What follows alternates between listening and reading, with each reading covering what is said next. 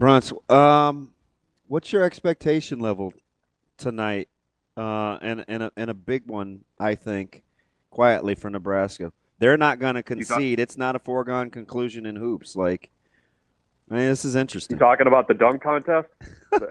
Although I left out one. Quinn Clark was my dark horse, even though knowing his personality, he's kind of silly. I'm hoping he takes it serious because he's very capable. But the guy you left out's my favorite. Deshaun McCullough might be the guy, though. Yeah, I'm eager to see what that looks like with McCullough. No, what do I have expectation wise for Nebraska basketball? And I think it's Illinois. I think they're going to have to shake out a lot of cobwebs. And I think Fred has a pretty good handle on what this team is right now. And I thought the comments about the here we go type attitudes, sneaking in a little bit.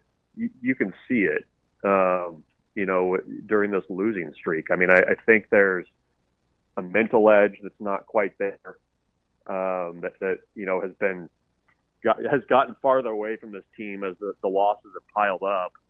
And, as a coach, you just got to find, the buttons to push, I guess, and hope maybe you can lean on your leaders a little bit more.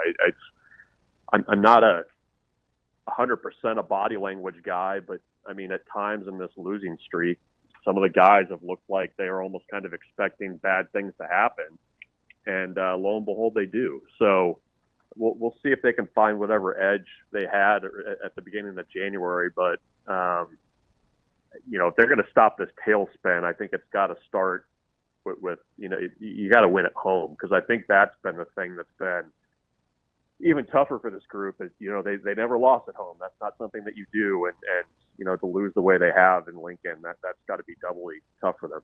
And it's an extremely light number. It's like, what is it? I haven't even seen. It's like 4.5. Really? Yeah, that's you're right. Like that's. I need to run down to my local establishment here and see what I can. We'd recommend War Horse. Just walk on over to War Horse right there in Lincoln. I mean, it's mostly fours.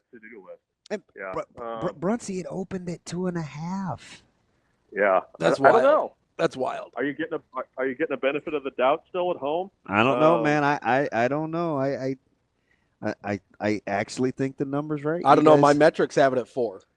Yeah, it's like the numbers. That's exactly what it's at. The numbers have it at 4, so I don't think it's a home crowd benefit of the doubt thing. I think that's what. I don't know. That's interesting. Bruntz, we got a couple minutes here left with you. I mean, considering you got to go to work. Yeah, Jeez, before you got to do your real job. I put pants on this one, guys. Come on. And we're all so proud of you. You're all grown up. Yeah. Put my big boy pants on this morning. Bruntz, what's the best case scenario here on out for Nebraska basketball? Like in a realistic sense, obviously best case scenario, they go undefeated the rest of the way out and make the NCAA tournament. But from what we've seen, they start 12-2. Now they're 12-8. Like, what realistically do you think is the best case scenario left on the table for them?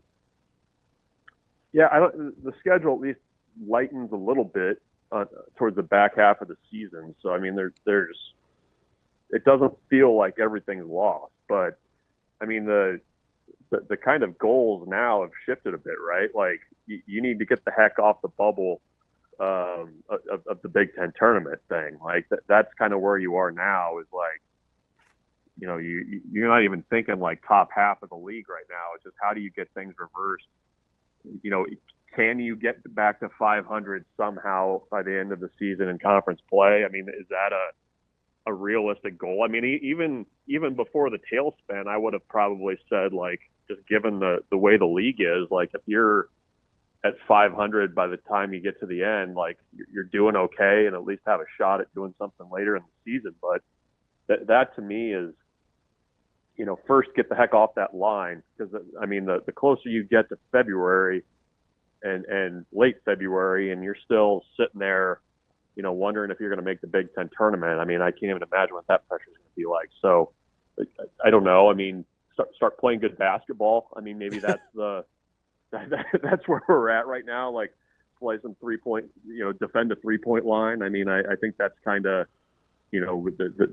basics right now are kind of what they need to be focusing on, and maybe they'll be able to kind of turn their fortunes there. I only got you 4 minutes, so I don't even really get into baseball. And I was going through the gamut with BMAC, but the guy, who would you expect the most from relative to last year? I'll give you a relative off the grid guy, a guy that was supposed to really come on and it took a second, and a guy we're expecting the world from. You ready?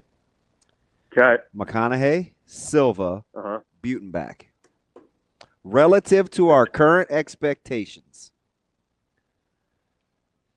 Well, for Butenbach, are you expecting the guy that played in 6 games last year, or the guy? I think it's the guy that's had this off season coming in from Cape. Like, I think he may be pretty good. Yeah, he's going to probably be your right fielder. And they got to find him at bats, and that's basically where they are. So, I think of that group, I think the one that's poised to be like, okay, this is something by the end of the year is Butenbach. I mean, he's too athletic. He's, a strong kid. He's a good fielder, and he just puts together good at bats. I mean, last Friday I saw him hit a little bit, and I mean, he's a guy that I think might actually find his way in the lineup a little bit more easily than Frost will, the South Dakota State transfer, just because Butenbach's maybe a little bit better in the field. So I think he's one to watch. But the thing of the 3 you named, Silva hit 350 in the fall. Yeah.